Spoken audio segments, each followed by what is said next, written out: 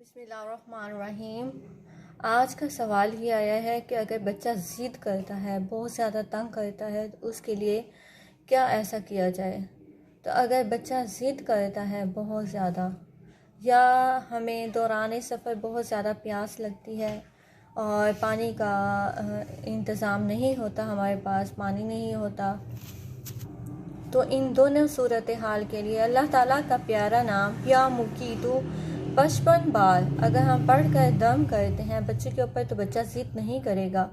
और अगर दौरान सफ़र हमें पानी नहीं मिलता, तो हम ये सफ़र से पहले हम पानी पर दम करके 55 मरतबा या मुकीतु, अल्लाह ताला का प्यारा नाम है, अव्वल व आखिर दुरूद शरीफ पढ़ के पानी पर दम करके पीते हैं, तो दौरान सफ़र हमें प्यास नहीं लगेगी। और इसी तरह रोज़ादार अगर ये अमल करता है तो उसे रोज़े में भी प्यास नहीं लगती। जज़ाकल्लाह।